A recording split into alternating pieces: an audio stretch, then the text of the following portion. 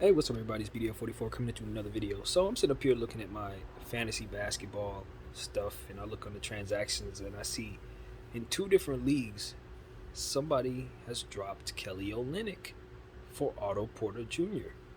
Like two leagues, this exact same thing, and it's just funny to me. But it brought me to a point of thinking where I'm like, who are my candidates for winning Sixth Man of the Year? I think Kelly Olynyk is a dang good candidate for Sixth Man of the Year this year because I think there's a chance that he does come off the bench playing behind Isaiah Stewart, and if that is the case, he's going to be one of the most productive players on that team.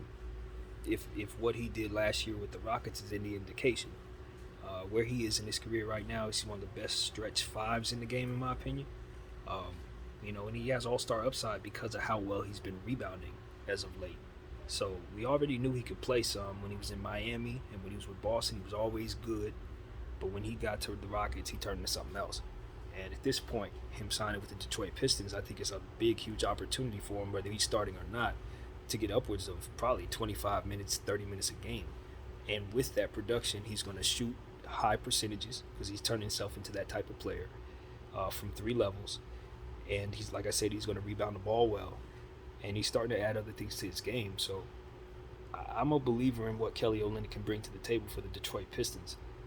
If he's healthy all year long, I think he's a good bet to be a candidate for that. Um, there's no way of knowing who's all going to be, taking advantage of this six-man role, or it's hard to know because you don't know what rotations will be from team to team yet. But looking around and seeing who has an opportunity or who's likely to pay off the bench and play very, very, very, very well, I think Kelly Olynyk is a pretty good candidate for that this season.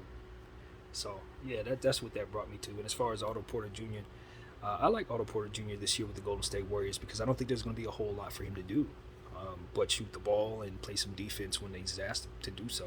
And at this stage in his career, he's defined. He knows who he is. He knows what he can do. He's dealt with a lot of injuries, so he's probably taking care of his body more so at this point.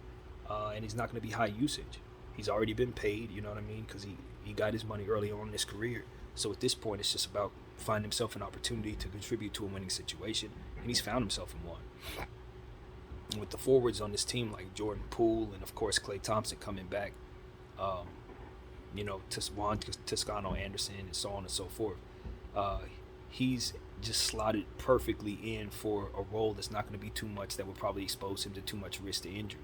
So in my mind, he just makes the Golden State Warriors a significantly deep team, which is why I think the Golden State Warriors are the biggest threat right now to the Los Angeles Lakers. I really do believe it at this point, because they're probably the second or third deepest team in basketball right now. It's them, it's Atlanta, it's Boston. Those are the teams that have the best benches in my mind. I really like Chicago. Chicago also, especially if they're going to continue to get so much out of their youngsters. So, yeah, those are the teams with the strongest benches off the top of my mind. And I'm sure there may be some few others too, but you have to consider that when considering this team. So yeah, that's going to be interesting for the Western Conference in general, dealing with the Golden State Warriors, because Klay is coming back, and when he does, we know what that means. Um, Steph and Klay, they don't lose much together. They really don't. Dre has been playing great over the last couple years. Low key, even though he had been slumping for a while there, he really picked it up this last season. So I'm expecting him to have a big year. And of course, they have all these rookies, man, all these high-powered youngsters like Wiseman. You know what I'm saying? So looking at Otto Porter Jr., at the end of the day, I just really, really like his role, particularly on that team. So yeah, that's what I wanted to say, man. Shout out to Jordan Poole, who's really living up to what the hype is starting to become about. His upside in shooting the ball and just having effortless ability to do so is starting to make him look like something that you didn't know he could become. And I'm listening to Steph Curry say that he thinks that this kid could be greater than him. I don't agree with him because Steph Curry shoots better than all humans. You can't overcome that. But, you know, we can see what this guy's upside is now becoming, and with him growing up in this Golden State, um, environment, you can clearly tell it's doing great things for him. And I want to give credit to Steve Kerr. He's a 3-point specialist, an NBA champion a million times over. And I really like the idea that he is coaching guys like Jordan Poole. I think that can help Jordan Poole along and put him in positions to really, really shine. So I think, I would imagine that Jordan Poole's success, a lot of it is credited to Steve Kerr and some of the positions he's placed him in over the last couple of years to get better. So, yeah, I like what Jordan Poole's doing. He's putting in the work, obviously, himself and doing what he needs to do himself to shine. And he's taking advantage of the hard work he's put in. So, I'm looking forward to seeing more from Jordan Poole. I think it's almost unfortunate that Clay is expected to come back because I do believe that Jordan may be in a space where he's ready to show us that he can be that guy himself.